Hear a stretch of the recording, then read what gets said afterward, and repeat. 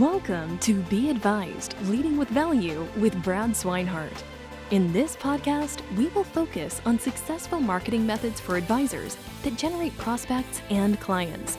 We will learn from the best in the industry on how advisors in the trenches today are growing their practices.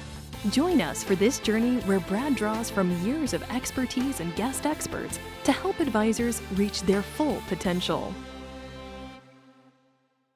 There are specialty practices, and there are specialty practices, where you find a professional population that could use unbiased and objective planning and investment advice. Brad Swineheart is talking to Adam Cmejla, an advisor who has identified one of those specialty populations. Adam is a podcaster in his own right as host of 2020 Money. In this episode of Being Advised, Leading with Value, Brad will peer into Adam's experiences, not just with optometrists, but others in the healthcare field. And now, Brad, you can explain that. Thank you very much for being here, Adam. And just a little background. Adam and I actually met to discuss one of our other series that White Glove runs, In the Trenches video series. And we got to talking for 5 or 10 minutes. And I was like, nope, this needs to go on the podcast because the information that you're sharing is just far too valuable to limit it down to 10 minutes. So thank you very much for joining me again on this podcast, Adam. You're welcome, Brad. Thank you for having me, and happy to be here. So, just for everybody that's listening too, can we just get an overview of your practice, of your success? What you've seen as far as growth in the past few years.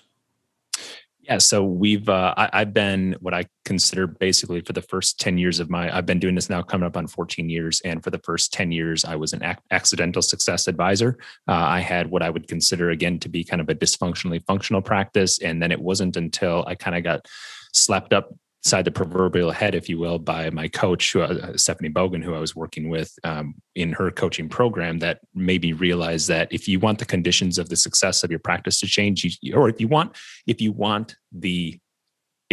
your practice to change, then you've got to re-identify and change the conditions of success that you're defining and how you're showing up in your practice. And I just realized that there continued to be kind of diverging lanes between what I wanted and what I envisioned to be success for the practice and where I was showing up. And so about in 2018, as I effectively say, burned the ships, completely rebranded the firm to work with optometrists at our private practice. Now who I do my best work for as this target market and my niche has continued to evolve. I do my best work with optometrists that are private practice owners that are within 5 years of selling their practice to a private equity firm. Now we work with optometrists across all modalities of practice and across the spectrum, but that is where I have started to carve out a niche and have really been able to show up and do great work for clients that are practice owners and ideally, again, selling to private equity within 5 years. And since doing that in 2018, our business has doubled every single year, and we're on pace to double again this year. So it really is. Sometimes I pinch myself by it because the old adage of do good by doing well, it actually is pretty true. Like if you do things in a calculated way where we know what expected return we can get for the actions that we're taking, you can do some really, really, really great work for clients and consequently build a pretty successful practice and life that you love in the process. And I love last time we spoke, you said one line that has stuck with me ever since, and that is that you have a wait list of clients, that you have ideal clients that you said, nah, you know what, you're going to have to wait till July until I can work with you. And you compare that to what you just said, which is just like the most hyper small niche I've ever heard of, right? Optometrists looking to sell their practice in 5 years to private equity. Like, blows my mind that there are now people waiting to have you manage their money or have you help them through that process. So obviously there is something that you've done that built up your credibility in that field. And there's channels that you have used in order to really tap into that niche. So let's talk a little bit about that. What have you seen as far as channels to use that are most impactful when developing a niche? So, and I'm really religious and methodical about tracking this, right? Peter Drucker, infamous management guru and expert. One of my favorite quotes that has always stuck with me is what gets measured gets managed, and what gets managed gets improved. I don't know if that's the exact quote, but I'm close, or I'm paraphrasing very closely to that. And so we track all of, the source of where these conversations and where these relationships are coming from. And for me, the top 3 channels that have driven the majority of the success in the growth of the firm has been through the writing that I do for national optometry publications, the podcast that I produce now, 2020 Money. We're currently, we're recording this towards the end of March in 2021. And I think we're over 120 episodes right now. It is, sidebar, the most consistent thing that I pretty much have ever done in my entire life. We have not missed a week since we went live in 2018. And so that consistency, right, the alliteration that I've come up with in content creation is that in content creation, consistency is key. And so we built our audience in 2020 Money on a weekly show, the writing that I do for optometry publications. And then last but certainly not least is there is an online community of optometrists, about 10, close to 11,000 strong, in which I am I'm an approved resource, if you will. They are graciously allowing me to play in their sandbox. And in that, I give away as much information as possible. It's kind of,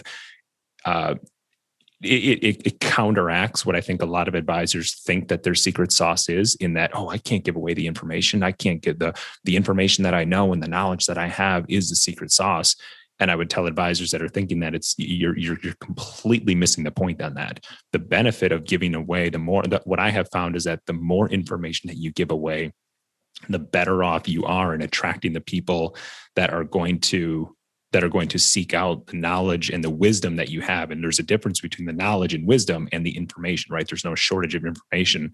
But the more I have found that I give away that information, the better I attract those types of individuals. And I guess the last thing that I'd wrap up with those three sandboxes, if you will, that I'm playing in, they all have the common theme. Well, maybe the podcast doesn't entirely, because I kind of created my own sandbox, but the other two, the distinction that I made and what I was very intentional about doing is I didn't want to go find golden eggs, right? If I think of my ideal client as a golden egg, right?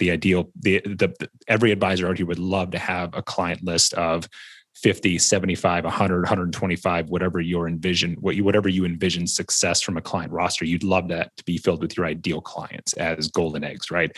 I didn't want to try and create content to go find golden eggs. I wanted to try and create content and go where the golden geese are that have all these golden eggs, right? So I wanted to try and play in someone else's sandbox rather than trying to create all these other different sandboxes on my own. And the benefit of having the podcast is that I can cross-pollinate the content that I've created on the podcast within these other platforms, which have inevitably led to the dissemination of the information that I've created in the podcast, in these communities and in these environments and in these social channels that already exist. So it is a very, what I would consider to be a modern, so to speak, way of doing that. I'm not doing bulk mailers. I'm not networking. I am networking, but in the optometry space. So it is a little bit more forward thinking than maybe a lot of other advisors have been doing. But gosh, it's worked so well. I'm certainly not going to stop doing it.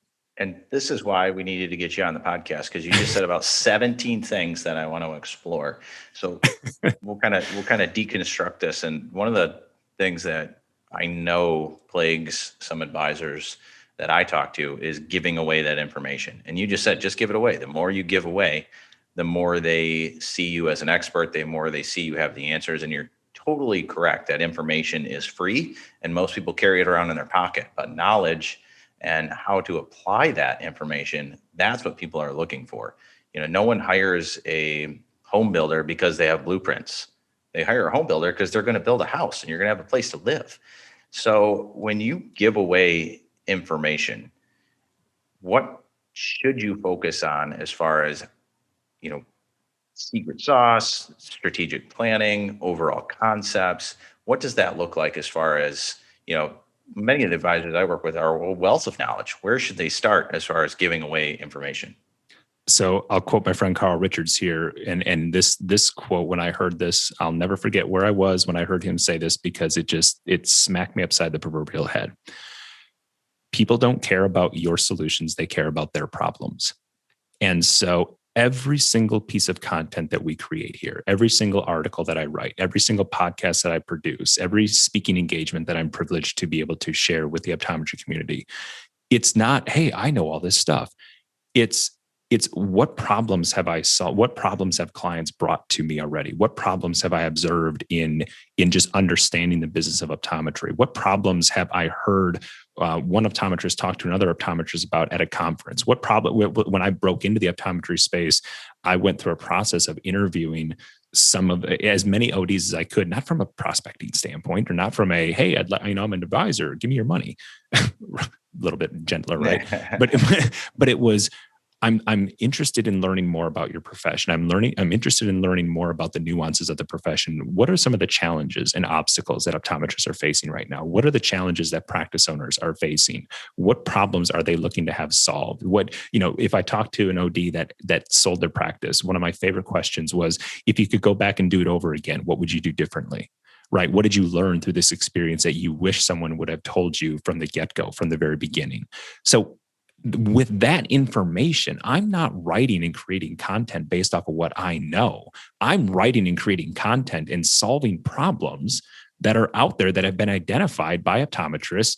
And the nice thing about social media and the low barrier to entry, so to speak, on accessing information, like you said, Brad, there's a very distinct difference between information and knowledge, is that there's no shortage or excuse, for lack of a better word, as to why an advisor couldn't find that information.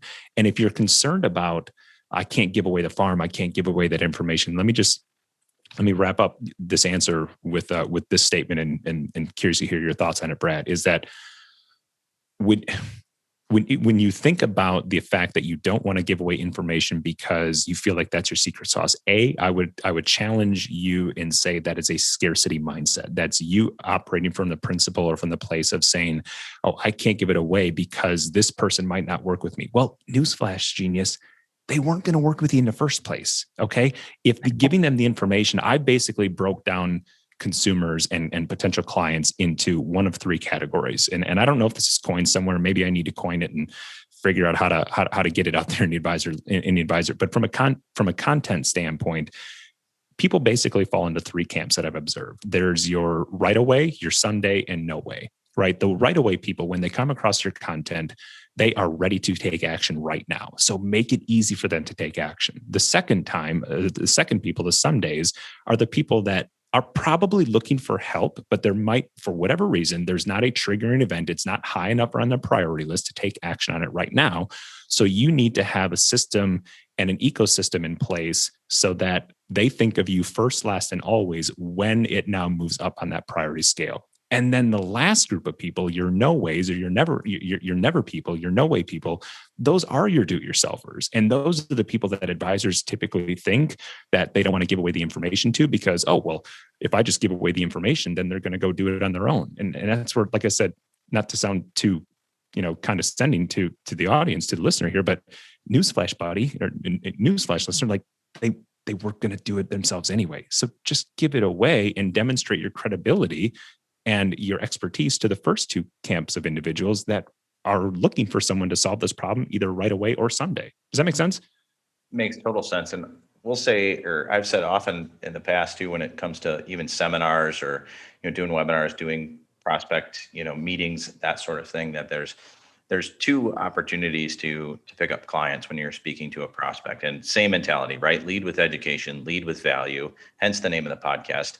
But the idea is either you can create that light bulb moment for them by illuminating something that they didn't know they needed. If they had a concern, they came and listened to you, maybe they listened to you about taxes and retirement or estate planning or something like that.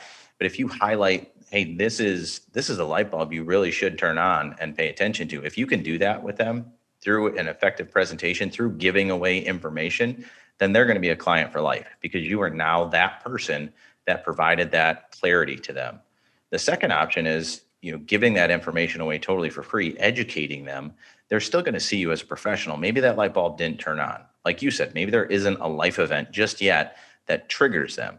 But when that light bulb does turn on in the future, if you are still top of mind, if you can stay in front of them in a very value add, non-salesy, non-pushy, informative way, then you're the only person they're going to think of doing business with. And I totally agree that there are people out there that just are not going to do business with you anyway. And it doesn't matter if you give them all the information or none of the information, they're still not going to do business with you. Well, and I heard Michael Kitts has talked about this on I don't remember the exact place of the conversation that I heard this with, but he talked about, obviously any reader of Michael's work knows extremely long form, extremely technical, extremely detail oriented.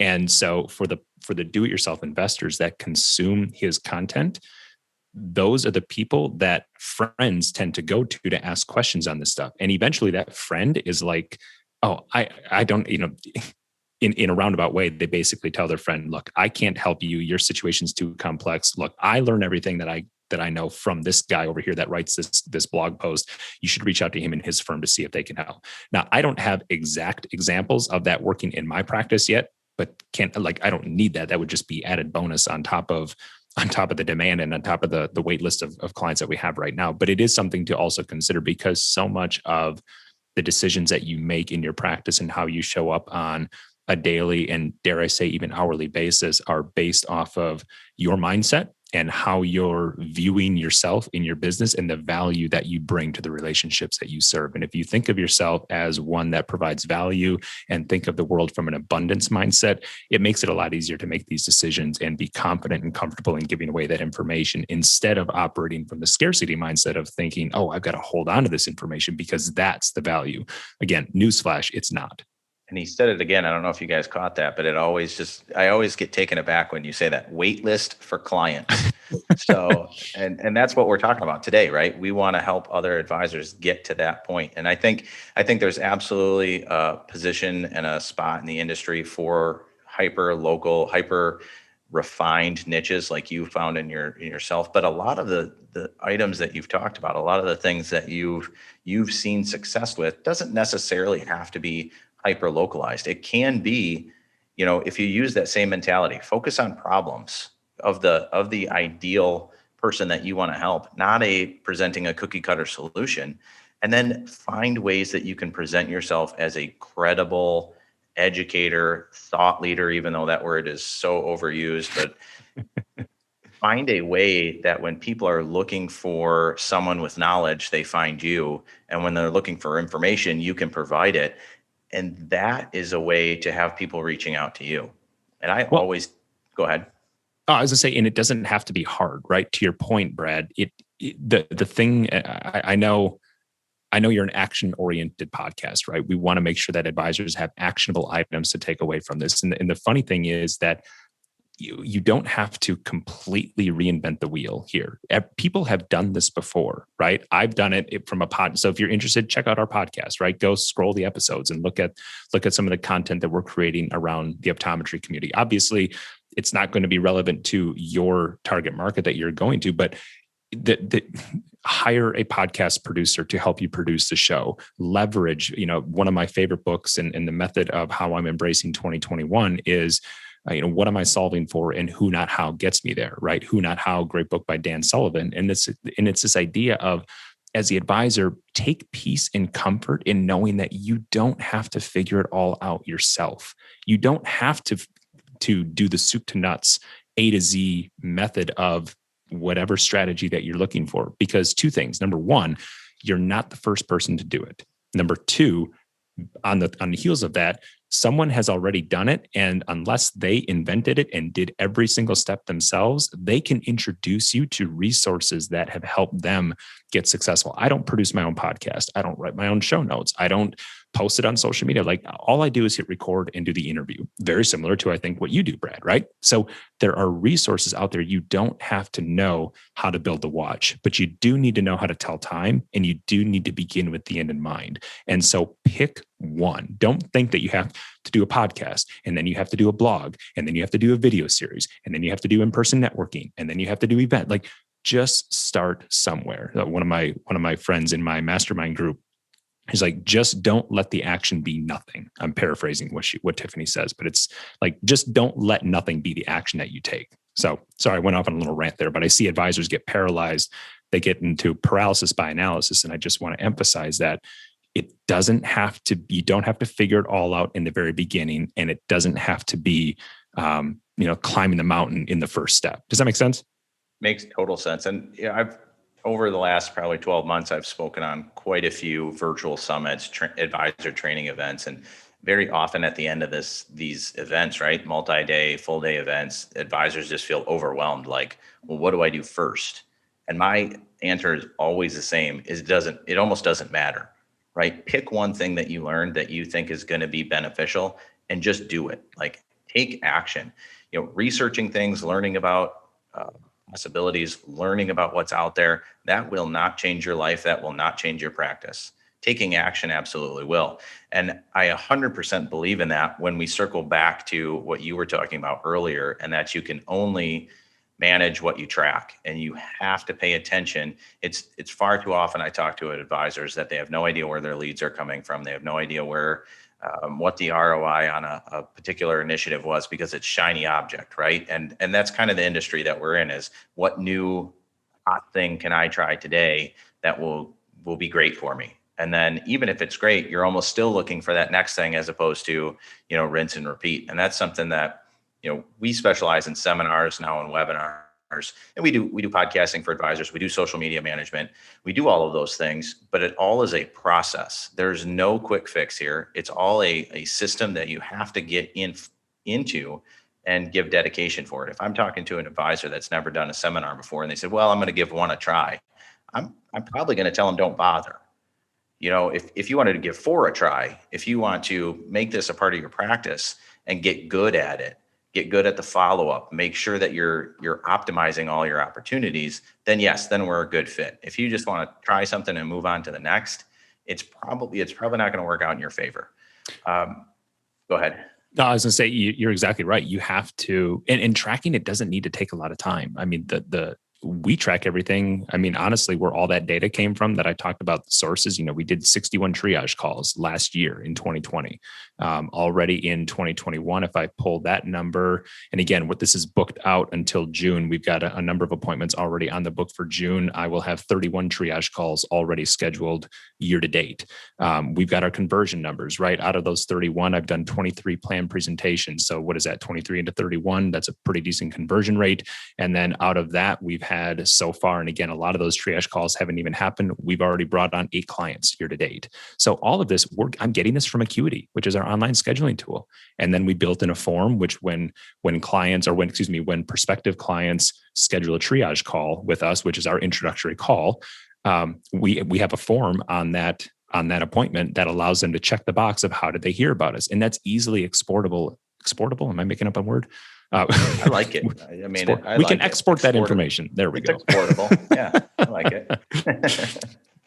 We can export that information, because this is where the ready, fire, aim approach to marketing comes into play, in that, okay, execute on something. To your point, play the long game. A lot of what I'm talking about here, it's actually kind of paradoxical how advisors in the world that pound the drum of, it takes time to build wealth. It's the long game. Don't make rash decisions, blah, blah, blah. But then when it comes to marketing, squirrel, right? We catch fairy dust and we get so distracted and we do things 3 times and it doesn't work. And then we think that's not the way to do it.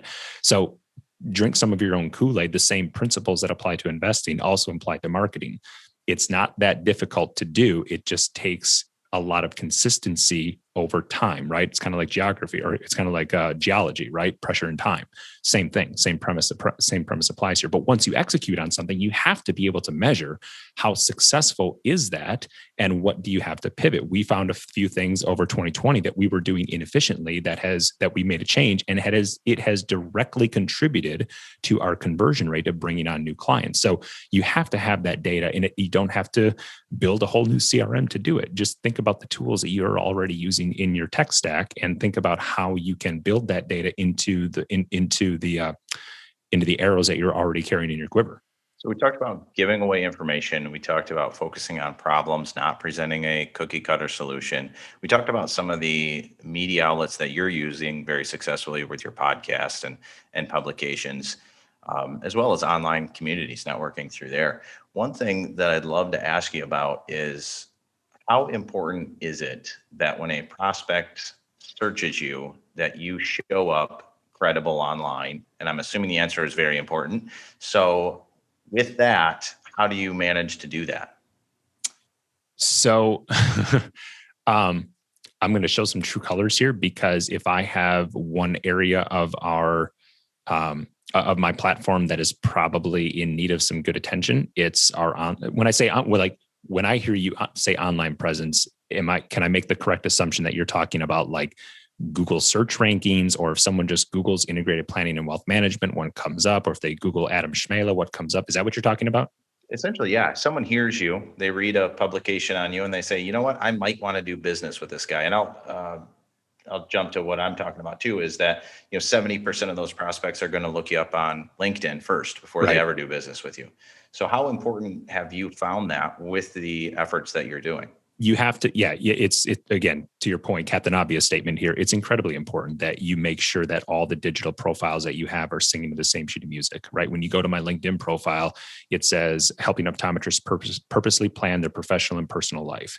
A little alliteration there, but the reason that I put that in the bio or I forget what it's actually called on LinkedIn, the reason that I put that there is so that when I'm on LinkedIn commenting on either clients or other relationships that I have in the optometry field, when I'm commenting on their posts and other ODs that are seeing who's commenting there, if they're going in to comment, they see this Adam Cmejla CFP guy commenting. It's like, he doesn't have OD after his name. What is he? Oh, helping optometrists purposely plan click on the profile. Like, you think through these little backdoor ways that you can bring yourself to the credibility in the forefront of the people that are interacting in the same sandbox as you. You're kind of blindly wandering in the dark with them because you're not completely connected, but yet again, you're still playing the same sandbox. So you have to make sure that the message that you're putting out there is consistent, right? If I had dentists on LinkedIn, pharmacists on Facebook, high net worth individuals on Twitter, and 2020 Money as a podcast, well, that's an inconsistent message. That's branding and marketing 101, dare I say, but it's incredibly important. Where I was going to wrap up that question was the one thing that I need to do a better job of working on is website, dare I say, ranking, or just like the completeness. Like I don't put really any effort into search engine optimization or our Google ranking, how Google likes me. I know our bounce rate is higher than what should be. But candidly, and anybody that says that is important, that's a kind of backhanded response, but until I have a wait list of prospects taking me 9 weeks out into the future, it's not really going to be a concern of mine. And like you mentioned earlier, this isn't new. If this is something that is important, there's companies out there that do that.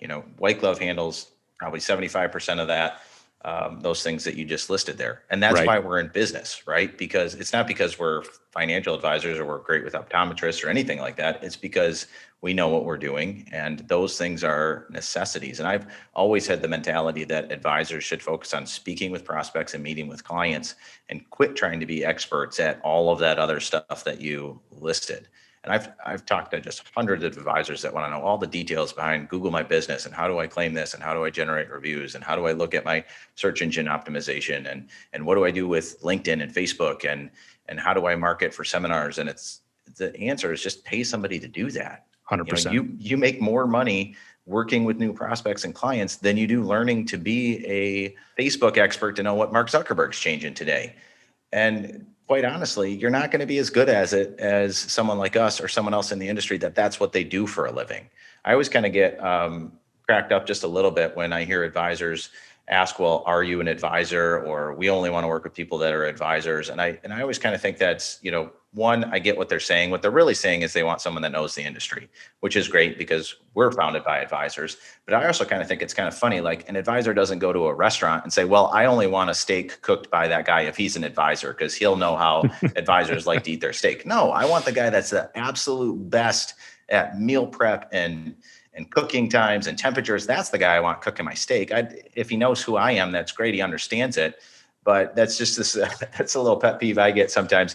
But it 100% is helpful when we have advisors at the helm of White Glove to point us in the right direction. But we hire internally experts to do that. We don't want a financial advisor coming in and running our Facebook ads. We want a Facebook expert running our Facebook ads.